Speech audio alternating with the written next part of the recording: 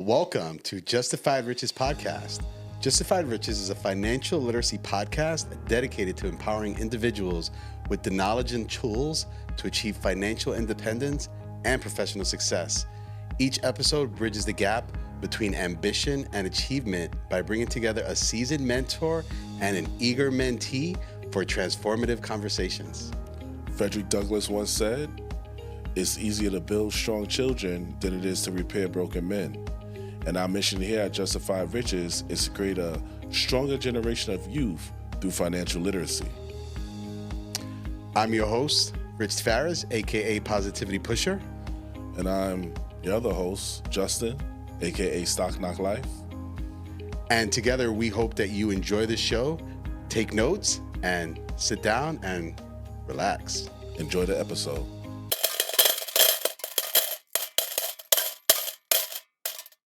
So we are here for another episode of Justified Riches.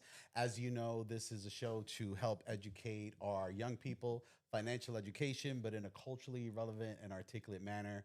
I am your co-host, Rich Tavares, aka Positivity Pusher. And I'm your other co-host, Justin, aka Stock Knock Life. Yes, and this is a special one because the goal is always to have a mentor and a mentee on the show. So we are super excited here to have both Ian and Christopher. So Ian, a little bit about Ian. I call him the poet. I had the opportunity to meet Ian. I know he's a part of Morrison Mentors. He's also works on bridging possibilities between potential, right? Like as all mentors do. As a mentee, you come in and you may not know what you're capable of, but a guy like Ian, a wonderful mentor, will help a young person see their potential. And I know, being a recipient of a mentee mentor relationship, that there were things my mentor was able to see in me that I didn't even believe I could do. And years later, that's been super critical. So Ian also is involved in the Adelphi University mentorship program as well. So mentorship is like his thing, definitely helping the next generation. So Ian, we're so happy to have you. And we also have Christopher. Christopher, tell us where you're from and introduce yourself, please. All right, guys. Hello, my name is Christopher Mejia. I go to Hempstead High School, Long Island, New York. I'm a junior, and one fun fact about me is I play soccer. Soccer. Nice. Okay. Excellent. Thank you. And Ian, a little intro about yourself, please, or tell us a little bit about yourself. Thank you for having us, first of all. My name is Ian. I love adding value to people in any way that I can, but I also like learning from people. I have worked with currently a nonprofit. I've worked with Adelphi University's Bridges program, and I'm hoping to learn from all of you here in every way that I can. Fun fact about me, I am a sweet tooth, or I have a sweet tooth. So chocolates, candy, and the like, I will look for them and enjoy them. Excellent. Thank you. Sweet tooth. Yeah. Sweet tooth. I could relate to the sweet tooth. Yeah, definitely have a sweet tooth. You wouldn't be alone. Ian, thanks so much for coming on the show. One of the things we always love to find out about guests is, from a financial education or financial literacy standpoint, how were you exposed to that? Like in your own personal life, was it parents? Did you educate yourself? Like, as far as financial education? I would say my dad had a big role to play in that. He came from a very humble background.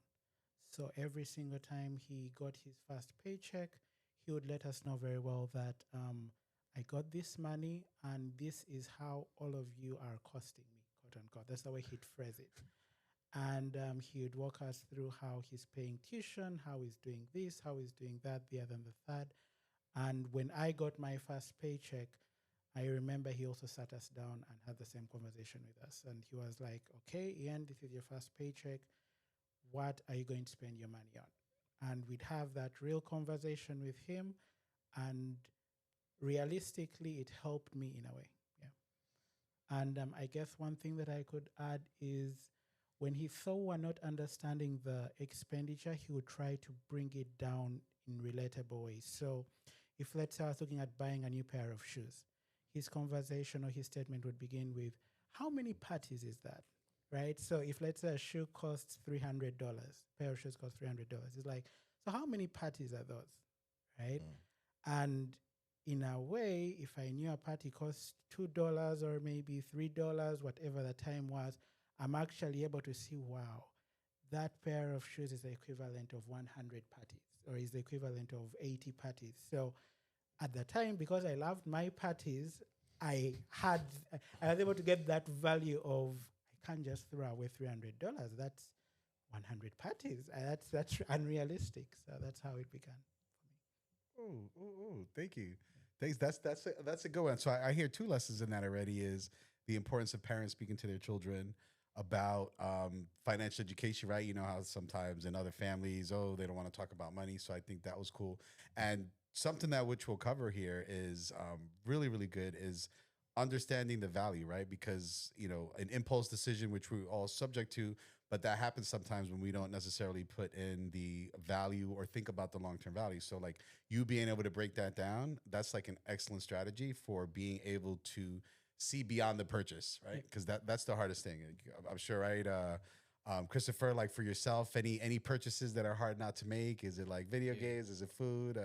Yeah, it's pretty much on clothes, food. I like to buy Wingstop. I like to buy Dave's Hot Chicken. I like to buy McDonald's. All those type of fast food. Cause I love food. Even though I look skinny, I love food. You know what I'm saying? Clothes too. I like to buy very popular clothes like essentials. I like to buy I like to go shop at H&M. Casual shopping. Spend my money on to just look good. When I'm out in public, look good for for myself. Yeah. Dave's Hot Chicken, man. You ever had Dave's Hot Chicken? No, I have not. And Dave's Hot Chicken, gotta try it. Gotta try it. It's really good. Dave's Hot Chicken is very well. Dave's Hot Chicken, I gotta write that one down. Yeah, man. Yeah. I should be like a walking food advertisement. But Dave's Hot Chicken, I had it for the first time the other day though. Oh, really? Yeah. So they have like this nice little they're known for like their sliders, like their chicken sliders. Their fries is pretty good too, but and they can get it like different levels of hotness. Like they have like medium hot, super crazy spicy. Oh, wow. But yeah, I like this. Very seasoned, and shout out to Dave's Hot Chicken, man. Yeah, right. Future sponsor. Where we at? Future sponsor. Dave's Hot Chicken over here. I like spicy. I sweat when I eat spicy food. But as a mentor, how important you feel is it that young men and young ladies as they're getting closer to adulthood and getting closer to entering the workforce or going to college, how important is it that you feel like they have a mentor? It's incredibly important because we all have dreams, but rarely you'll find people who will be able to make those dreams tangible for you, right? And sometimes that mentor-mentee relationship helps make it tangible, right? From a financial perspective, a discussion on, I think earlier on I was talking with Chris, a discussion on a poor choice or how he spent his money on his first date, right? Or how he spent his money with in his first relationship. Realistically, when any gentleman gets his money or gets his paycheck, depending on the background you have, some are like 50-50, some are like, I'm going to pay the whole paycheck for the lady, some are like, once my queen calls me for money, I'm dropping my account, they can have their way, right? These are all different perspectives, right? But the challenge is, again, each relationship is its own dynamic, but the challenge is having someone who can actually have that unfiltered conversation of, okay, you've just known her for a week. Do we really want to spend this amount of money at this moment? Right? Or, okay, this is going 2 years on. Valentine's is around the corner. Have we looked at all things that we can spend on? Or this person, I actually, you've told me that you love them so much, you care for them, all these big, beautiful things. Okay, what do they like? And how can we plan towards either saving for that item they like so that we don't have a giant ditch in our credit because we want to help them, but we are actually actively budgeting or planning for maybe an activity 3 months ahead of time, right? So that mentor-mentee relationship, because now I'm not saying I'm 300 years old, but I'm a few years older, so I've been in a moment where I have bought impulsively for a significant other. And while in the moment, wow, she's happy. Tomorrow I'm like, ooh, the budget's going to be a bit thin. Right? Like it's now real, right? So now I'm looking back and I'm having this conversation with Chris, and I'm like, okay, I love that you love this person. That's good for you. It's healthy, but let's have this discussion. So going back to what I said earlier, you'll find very many people having these dreams, having this, when I get this special person, when I do this, when I get this, I'll do this. But rarely do we have someone that have that unfiltered real conversation. That's where the mentor-mentee relationship helps. That's dope. I like that, man. Like I like to say, love on credit is wild, but No love on credit. no, but it's very, very important that our young teenagers have these type of conversations. Like we have these type of conversations with these young women as they're getting older. These real life, conversations, and someone like you could go to talk to. Like, listen, I want to take this young girl out. I got $100, but she wants to go to the steakhouse. What should I do? Yeah. So it's very important that we're able to have these live in-person conversations, and you're able to, pick our brain, and you have a mentor to learn from. You could just go to and just, ask questions. Yeah. These are really good points, especially to the dating, since that always seems to be a hot topic. It's hard to say like what's right or what's wrong, but definitely in the sense of similar goals are important, right? Like for instance, if you're gonna get married and there's every woman deserves a marital ceremony, right? She feels that. I remember like a lot of young people when I was growing up is they would get married, but then they'd be living in their parents' basement, and then a few years later, like the wife is like, "We got to get out of your parents' basement." So, sometimes I've also heard of couples where, like in my specific case, we had a smaller ceremony, but we bought a house instead. But I wouldn't have been able to do that if Christina was not on the same page with that. If she was like, I don't care about a house, I want a wedding. So I think from a young person's standpoint, it's what you're thinking. And it starts at the very beginning, right? Yeah. Like, because someone who's right for you is not going to want you going broke to support them. Exactly. Right. Like point, that's the side number one, right? Like someone who's really right for you is going to be hyper conscious of your needs and your situation and your goals and what you're trying to accomplish. Not that they're not going to want something nice, but I think that's a great point on like the timing of these purchases and of these milestones. I think is a good point. Yeah, definitely. Well, what are some of the young people dealing with out there, Christopher, on the dating scene? Yeah, so for me, like I like to take my girl out to eat. It's either like a nice deli nearby from school. I like to take her out for a dinner. Somewhere that's affordable in my budget. Get her gifts. Maybe like a little Coach bag for like $150, like $150, $200. All that stuff. That's cool, man. Like I think there's good points. There's no like right or wrong. It's more of, on every decision. Or I think what Ian covered is a good point too. Is good indication. Do we feel bad the next day? Right. Because that's definitely that's awesome. That's awesome. Definitely that you do that, man. Absolutely. The deli too, bro. That was my spot, man. Out of school. Actually, the Chinese food restaurant was my date spot. Chicken wings and French fries. Chicken wings and green plantains. Actually, oh wow. One of the only Chinese food places that serve green plantains in Elmont. Shout out. I like to tell people, try to put people in like categories. And this is not only relationships, but just friends, people in general that you'll meet. Put people in categories as assets or liabilities. In life, you want to collect more assets than liabilities. You don't want to have more liabilities than assets. Financially, that's a bad thing. Same thing when it comes to dealing with people. You want people that's gonna bring value to your life. So if that person is bringing value to your life, that's an asset. Now they're taking away value from my life, then that's a liability. You don't want to keep liabilities around. So that's something maybe, when you're dealing with people, you're dealing with relationships, put people like on the scale. Okay, are they bringing value to my life, or they're a liability? Mm, that's a great point because I'm sure you, right, from a mentor perspective, you probably hear about mentees where maybe they have certain relationships and not just romantic, maybe it's a friendship relationship where, you know, they you can probably see from your scope that that might be a liability for you, but right, it's hard to say. So what is a situation like that where you see um, maybe relationships that are more liability necessarily than a asset? I think, at least from perspectives I've seen or from different views I've seen, it goes back to the individual. Um, from the outside looking in, it might look like a hot mess, right? You are looking at this pairing, the circle of friends that this individual has. Maybe they are great at school, simple perspective.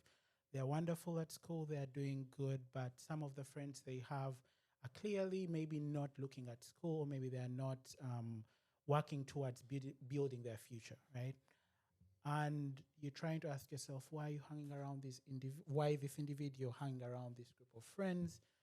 I think a good place to start is to usually have that conversation with them, because from the outside looking in, maybe there's something we don't see or we do not know. I know that for the younger individuals, even myself while growing up, loyalty is something that we treasure, both to our benefit and to our peril, Mm. right? So there are some people I've seen who have maintained friendships and relationships simply because that person was there for me when I had no one.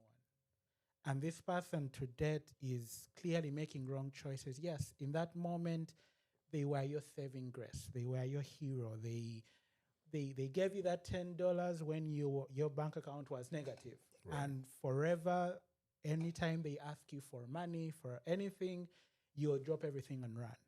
Whether it has affected you positively or negatively, you are forever loyal. So I feel like that's one thing that I learned. There was an individual who I was speaking with, and I'm like, okay, it seems like you know where you're going, or it seems like you're making decisions towards making yourself better, but this circle of friends that you have maybe are not on the same path. Why? And this guy told me, well, one day I didn't have anything. My dad didn't come to pick me up. My mom was stuck at work. And this guy asked his cousin to pick me up from school and take me home. I had no way of going home. And this young man is forever loyal to this friend who is in and out of school, like all sorts of chaos is happening in their life, but he's always loyal to them because that one day when mom and dad were not there to pick them up, this friend was loyal. So I feel, had I not had that conversation, it would have been easy for me to just declare, that's a bad person, throw them off, cut them off, wrong. But when I have that conversation, I learn, oh, so they were good to you in that way. Okay. Then we have that conversation of, okay, we appreciate how they added value to you then, but do we see any ways that they are taking from you now, which you said before? Are they more of a liability right now? But at least when you've had that conversation, then it doesn't come across as avoid bad people, avoid this, avoid that. Because sometimes that's when younger people hear that, they switch off. Right. And any advice you tell, rock wall. But if you've had that conversation, then maybe they can see a perspective and they're like, maybe what you're saying has some sense because you've had my point of view. Right. That's a great point, and especially too. The reason, for the audience too, the reason we would be talking about friendships is because even from a financial side, the people in our circle can either influence us positively or negatively. Christopher, what are like some qualities that you think are important in a good friend?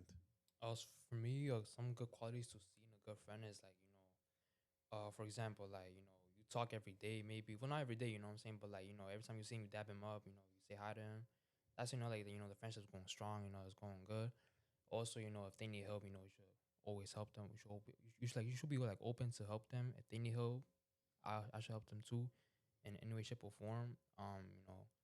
Stuff like that, just to like, help them if they need anything, I like that. Yeah, like you said, what you're saying, so that what you're describing is someone who's an asset. Pretty much, yeah. You know what I mean? So they're bringing good things. You know, Yeah. not that every relationship is perfect, right? Because Yeah, no, some yeah, some yeah, relationships got a little bit of drama, but Yeah. That's right. there's still some drama dynamic, but there's still a lot of positive benefits. But absolutely, Mhm. especially from a financial side. What do you think, Christopher, are some of the struggles for a young person now when it comes to money? Is it like, do you think finding a job? Do you think being concerned about like what career you're going to get involved in? Like, what are some things from the voice of a young person that concerns you have monetarily right now? For me personally, or like Yeah, for me personally, you know, like I'm working with Marks and Spencer's right now, so you know I'm getting a paycheck, you know, every single month. But you know, there's also some things that you know I have an ache of, you know, once I get the paycheck, I want to spend it all at once, you know, just you know, get clothes, new clothes every single month, you know, go to a movie with my girl, you know, just spend money, you know. So like I feel like the important thing a teenager should learn right now is you know saving money and budgeting. That's like the main two things that a teenager should like you know just focus on learning about. And because like basically saving money is like really a need, because like you know let's say you need a car, you know, for the future, because I'm saving money for a car right now, so I need $5,000 for that. And as of right now, I have like what $3,500 saved, so I need an extra like 2,000 more dollars, you know, just to you know get that car with insurance, you know, so I could pay you know insurance every month. And so yeah, that's important of saving, budgeting, you know, because for me, I'm getting my first car, right? So I need $5,000, right? Because you know I'm not gonna get a new car from the dealership, you know, like Okay. $20,000 car, you know, and then I'm gonna crash, it, you know what I say? So like I'd rather you know just get a cheap car first, and then once you know I start getting the hang of driving, I'm gonna get a new car from the dealership, you know, just go from there.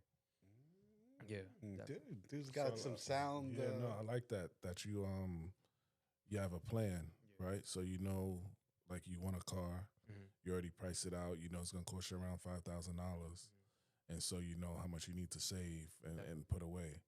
Um, it's very important too. Like as young people, I tell them, like I said, I teach. I have a financial literacy class, high school students, 10th, 11th graders. Um, I call it. We talked about this last episode too with Bert, right?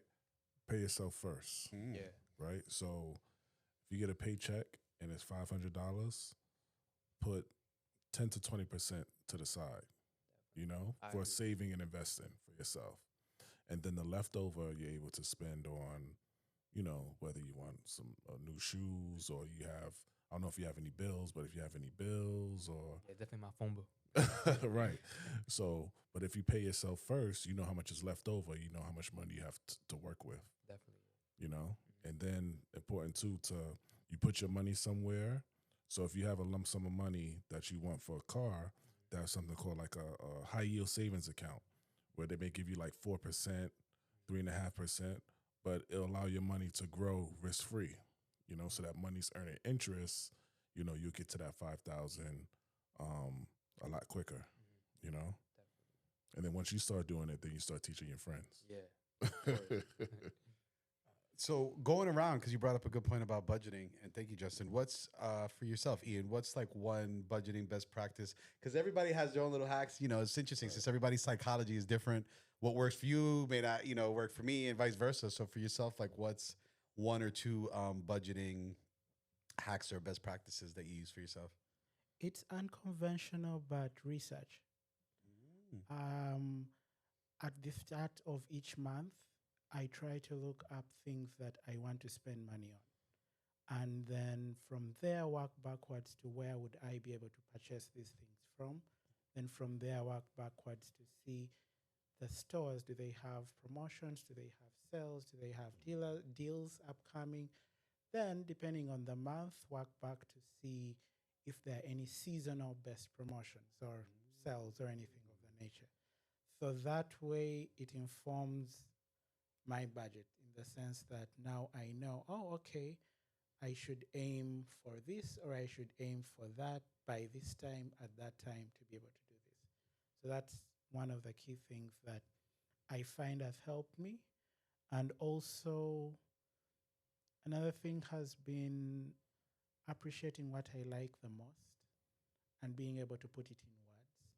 So, like the way he mentioned that he wants to buy a car and then he has a specific price range of the car, then He knows where he's going to get the car from.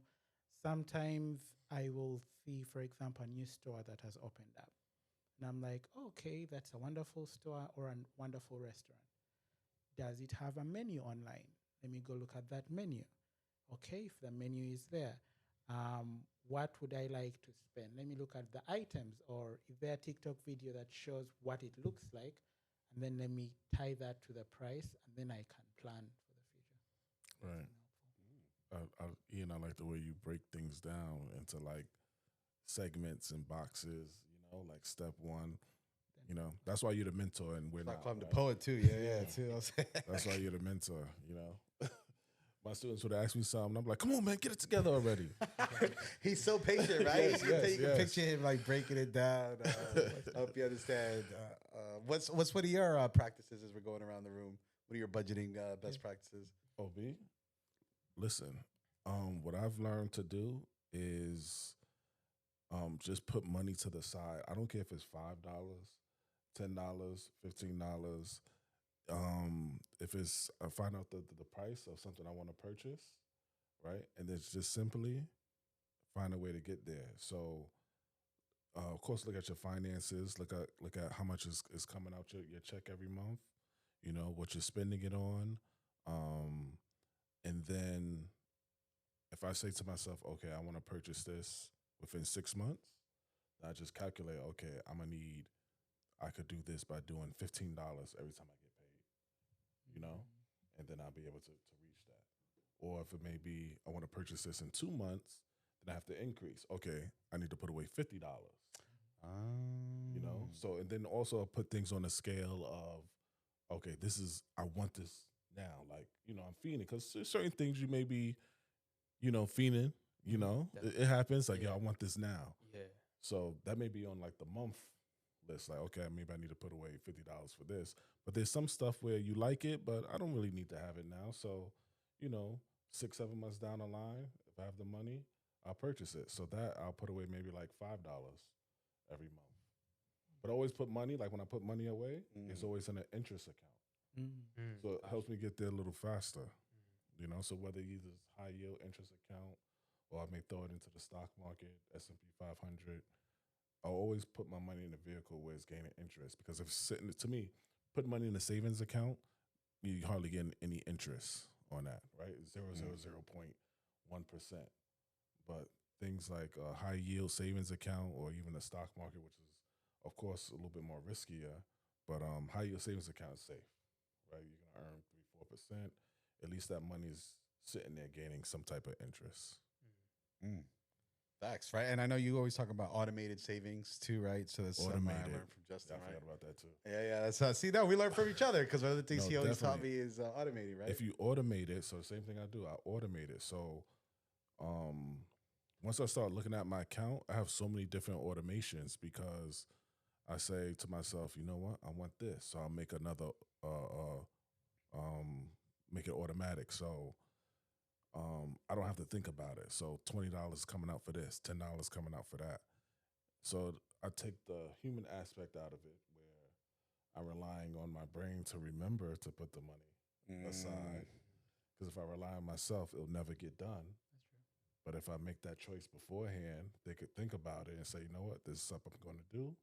All right, so then I just put it on automatic, where the money's automatically coming out my account and going into like the stock market or a high yield savings account. These are good ones. These are definitely one of the ones that I would say probably has saved me thousands of dollars. Is something simple, and you all alluded to it because research, all that is, I guess what the young people say, hopefully I use this correct, pause. So for instance, there was this cool rule that I learned, this 24-hour rule, that anytime you want to buy something, unless it's like super urgent, no matter what, always sleep on it. Always wait 24 hours. And it's messed up because your brain will be start fiending like, yeah, I want it right now. Yeah. But you would be surprised.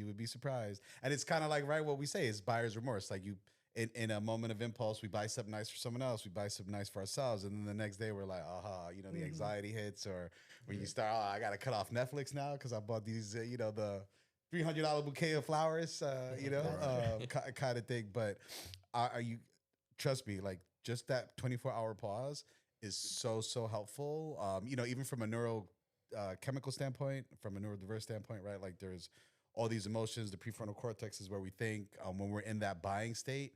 Almost that prefrontal cortex almost gets cut off, and it's not flowing the right way. But like after you have, it's called like a cooling off period. After 24 hours, all of a sudden you'll look at stuff differently. It's crazy how you look at it. You thought you needed it, and then all of a sudden, sometimes though, the next day you might be like, all right, I still need it, and then at least most of the time, or like what you were saying, past the day, maybe delay it 2 3 days.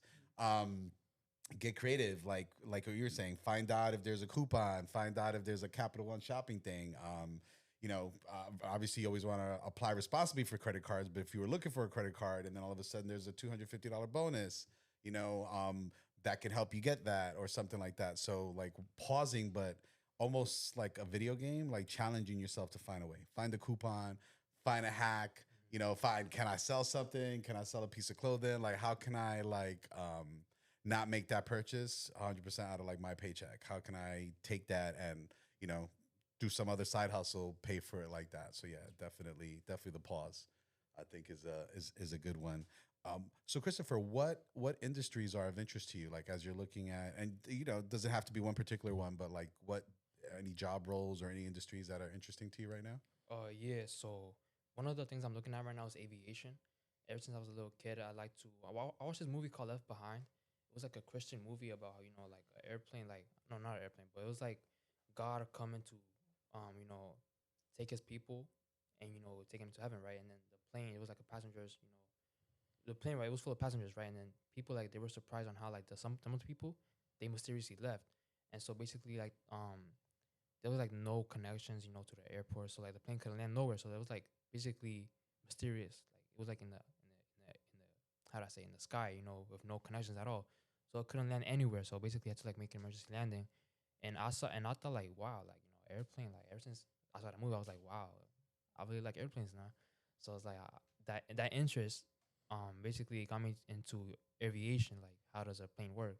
How does it function? Like, what do I need to do in order for a plane to um in order how no, sorry, in order how to like fly up airplane, So, you know Yeah, what I'm saying? So absolutely. one of my interests, yeah.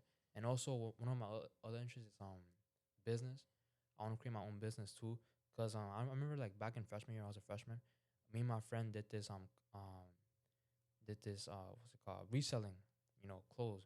Basically, like, we bought off a one-on-one vendor, for example, essentials, spot hoodies, like, but like it didn't go as planned because we thought like we were gonna make money overnight, but it just didn't work out because people knew that they were reps, they were one-on-one hoodies and stuff like that, so it didn't work out. But yeah, but once like once I grow up, I wanna try something else, maybe start my own restaurant, maybe just do a business, get money off it. Wow, dude, you're already though, like in they cause see, right, with numbers, it's just one or two activities put you like in a top percentage. Mm-hmm. So just the fact that you even tried a business, that you have that experience, that Yeah. oh my God, I can't, right? Gives me goosebumps to even think about, like, that is Yeah. so powerful. It's not the success. One of the things, one of our guests, Matt Rivera, shout out. I learned from him that there's no such thing as failure. It's just about a moment in time that you look at it. Mm-hmm. So I could have plenty of things where if you would have looked at it at that moment, you know what I mean? Failure. And then years later, all of a sudden, it's an experience. It's, maybe you make different decisions because of that. So that's fire, dude. Like that, Yeah. I think that's very motivational. So Mhm. breaking that down, what are like one or two lessons you learned from that whole business situation? Oh yeah. So basically, one of the lessons I learned is that success does not come overnight. It takes time, patience, consistency. And basically, what me and my friend did, we thought we was gonna be rich overnight. We thought we was gonna be the main man, but it didn't work out that way. Another lesson that taught me is that you gotta like you gotta like sell things that people want to buy. Because if you sell a product that people do not want to buy, it's not gonna sell anywhere. Basically, it's called marketing. You gotta market something that people want to buy. If people don't want to buy it, that means your product's not gonna sell nowhere. You know what I'm saying? And that's the two main lessons I've learned in that. That's why you never lost, because you learned something, Yeah. right? There's no such thing as losses. It's lessons, right? Losses turns into lessons. Lessons turns into wins. So just like you said, I like that quote. I actually love the quote. There's a rapper named Ransom. He has a song called "There's No Success Overnight," and it's true. You see the hard work like you put in, or you've tried something, it didn't work out, and you may try something again and again, and you may, like I said, learn a couple lessons or two, Yeah. and the next thing you know, you may have a shirt out that's selling, and to the naked eye, somebody may look at you like, look, oh, this guy blew up overnight. Let me try it, not knowing all the losses that you had to take before Yeah. you started winning.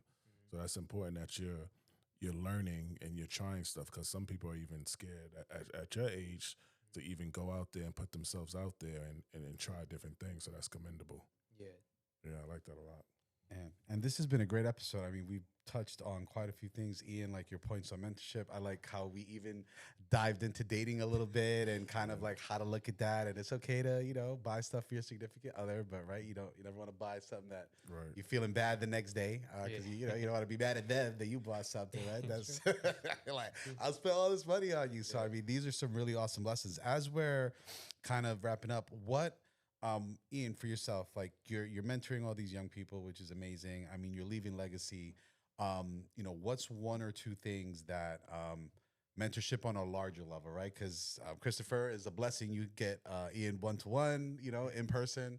So Ian, like sharing knowledge from a mentor standpoint on a larger level, maybe like what's one or two pieces of advice you have for the generation right now based on like what you're seeing?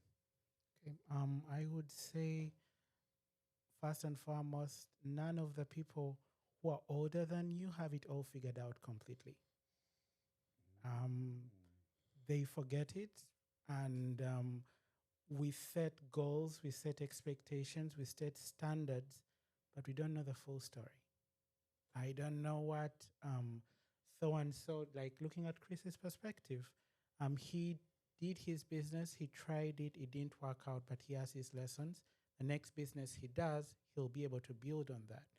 But if I don't know that Chris has tried a business before, I'm going to assume that the one business that he does well was his first shot and he went through, right?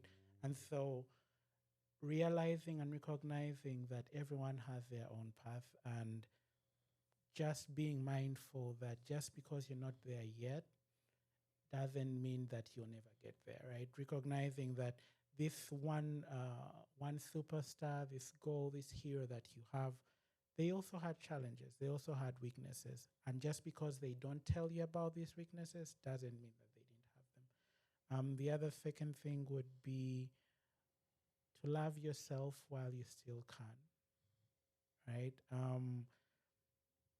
The problem with, one of the problems that I've found is we take on these jobs and we get money, but the money does not serve us, or we don't feel the joy in the money that we've had worked hard for, right? I think Justin, spoke of something important of first paying yourself, and that's something that very few youth really do, because you're running to the next paycheck, you're piling up this amount of money and just keeps on piling up.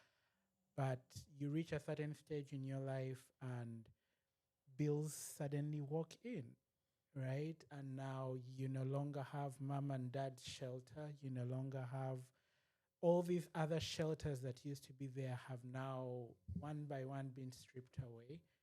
And that moment where you could have bought that pair of shoes for yourself is gone, because now it's between the pair of shoes and maybe meeting rent, right? So just being mindful that, okay, I'm not yet earning like a millionaire, but there are tools that I have that can help me save and enjoy right now, right? As a sweet tooth, if you know anything about bakeries, that nice little muffin can cost a pretty penny, right? Right? Yeah. That nice little chocolate, and rightfully so. Sometimes the ingredients are sourced from wherever. The design, the etiquette, it's all rightfully so sometimes, right? But as someone with a sweet tooth, that doesn't mean that I am just going to longingly wish that I'll one day test that.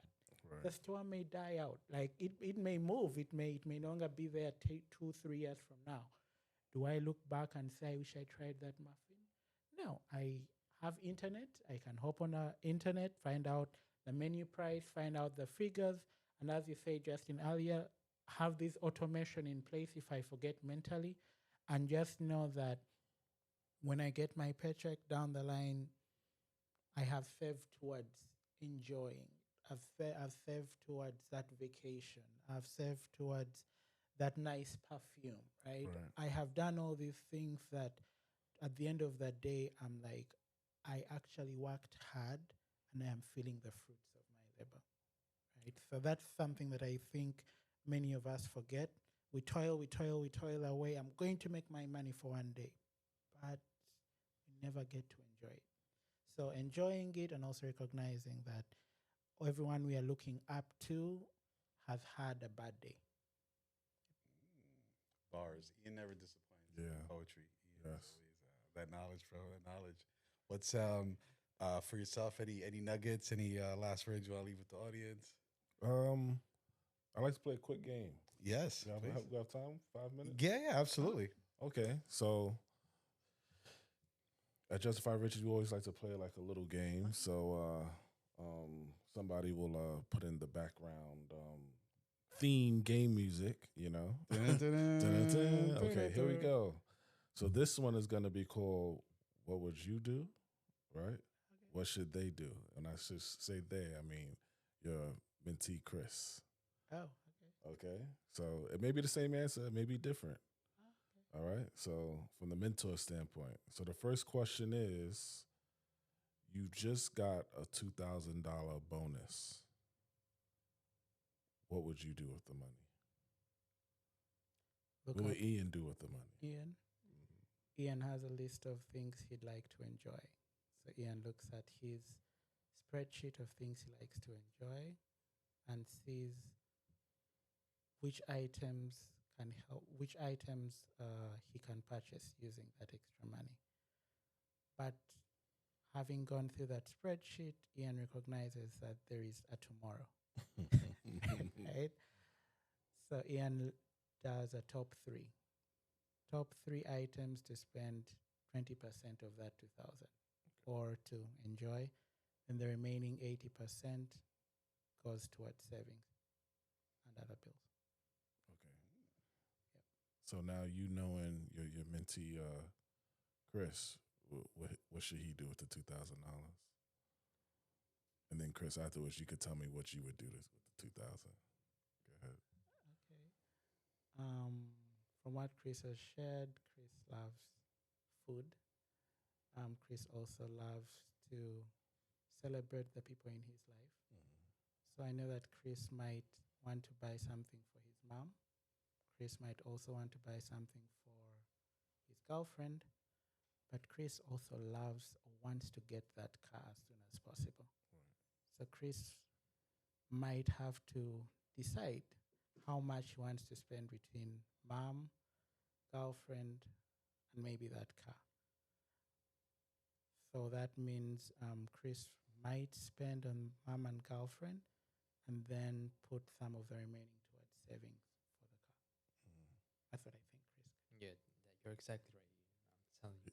He's on point. He was He's actually right. on point. Like every single detail was actually on point. Okay. Yeah, I mean for real. Yeah. A little bit of money to the girlfriend, a little bit to Yeah, moms. The pretty rest much, goes to the savings for the car. Yes, sir. I like that. Wow. All right, I got one more. Beautiful. Y'all ready? Okay. All right. Here we go. Ooh. So, as a mentor, here we go. This happens when you close out your phone. Oh yeah. All right. They only have, or so I should say, you only have 800 in your account, right? And your car breaks down. However, to fix your car costs $1,000. What would you do? First question is where am I going? Depending on which day of the week and which routes I have to go to, I look at all my options. One, there is public transport. Two, do I know anyone who uses the same routes back and forth as a worst case scenario? I realized that yes, I need that car, but there are much more pressing bills that I need to take care of before spending that money. And only if it makes sense for me to spend money on the car, then that's what would happen. But for the knowing myself, I look at what are my options for public transport. Does it make sense to use that route? What are my options for Uber or Lyft? Does it make sense?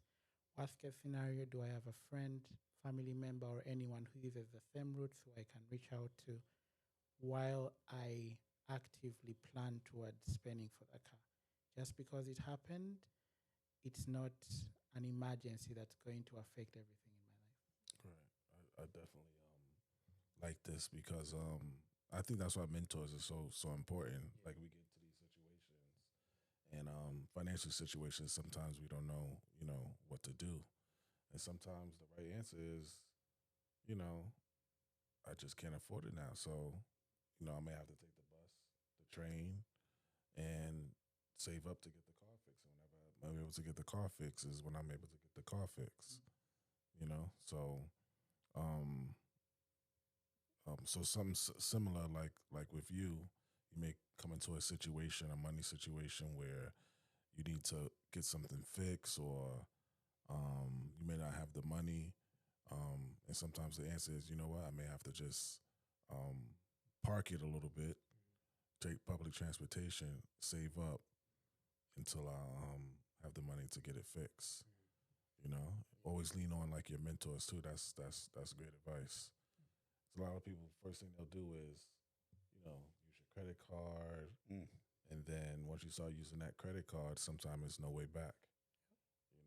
You may have it at the end of the month to pay it off, but you may not. So it gets tricky. And then it affects your credit score too. Right. So if you're maxing out your credit card and then you're not only paying minimum payments, that of course affects your credit score. Big time. These have been some nuggets. That's those are your questions. Yeah. So this is good. I mean, really nice seeing this. Christopher, what I know you said you wanted to do some shout outs, and then also to what would you say? So as you're shouting out afterwards, what is a benefit of getting a mentor or putting yourself in a position to be mentored for a young person, right? Because some young people might be like, I don't need nobody, I'll do it myself. Right, but what's your perspective on mentorship? So I feel like every teenage boy and every teenage girl should have at least a mentor, because we might think that we know everything in the world. There was this one point I always thought that like I know everything at this point, like I don't need nobody's help. But I realized that like I need guidance, because I'm just starting to live in this world. Like once I graduate high school, I must step into the real world, and I need a mentor to like guide me to like what do I expect after high school, like after college, like what should I do? And so Ian as my mentor, he's like I look up to him very much, because like he's taught me like very very life things. He's giving me that life advice too. During the summer, like we worked together during the summer. He was my mentor, and I learned a lot of things about him, and he learned a lot of things about me too, which I felt like it brought us closer too, as a mentor mentee connection. And a shout out to Cultivating Lives too, because like in my school, I work with My Brother's Keepers, and in that program, right? In that program, they also have this program called Cultivated Lives, and basically in that program they teach us about how to save money, how to budget your money, all that fun stuff, because like at first I was like, it's money, I don't think I should know this, because like, I'm a teenage boy, like I could just spend my money however I want. But I realized that saving money and budgeting is like very important for your future, because like it's for college, for your future car, for maybe a house too, for your first house. And that program has like taught me a lot of things about how to save and budget my money, so that I can reach my goals quicker. And that's pretty much it. All right, man. Thank you. So for the young people, understand the power of mentor mentee relationship. Thank you for that. Ian, any shout outs or any last poetic words of wisdom you want to sign off with there? And also, where can people find you, please? Okay. For myself, I would say it's important to, one, love yourself, Love those who have done everything to support you or to build you up, and be grateful.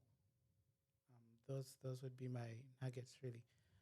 Whether it's a mentor-mentee relationship, whether it is working with anyone who you have had the opportunity to learn, to be around, or to add value to, or someone who has poured into you, it's important to always appreciate them, to recognize how they've helped you up. But it's also important for you to love yourself, right? You can only give your best self when you're actually taking care of yourself, right? So if you show up in the world before you, I love the example that usually happens if you're traveling, right? The air hostess, whether it's the air hostess at the front or when they're doing that first 15 minutes of in case of an emergency, Oh, yeah. mom, dad, Right. this is what you do. Make sure the thing first is on yourself before you do it for someone else, right? Because if you don't do it for yourself, then will you even be alive to do it for the other person? Yeah. You know? So that's a nice visual that I always like referring to, that sometimes you want to go in guns blazing, ready to help, ready to serve. This is me from like a mentor perspective, ready to help you. You think someone whose life is in a mess and you're like, I'm ready. I am here to give my whole self. Right. But you're not taking care of yourself. The cracks will show, and they will show at a very bad time. And you'll be trying to help, and yet there is no wind beneath your own wings. Right? Yeah. So to anyone who is Bars. looking at helping, helping, being a mentor, you're a big brother, you are someone who is respected in the community, and you're looking to give back. Be mindful of yourself first, whether it's an emotional perspective, spiritual perspective. Just make sure I have all these nice little fallback safe spaces for yourself. That way, when you're helping someone rise up, you're also covered on your end, right?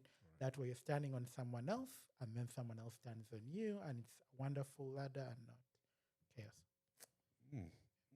I don't even want to go after that. That's like a closeout. That was beautiful. Anything you want to leave us with? No, I think we're good, man. Yeah, Like, be it. we need to close it right there.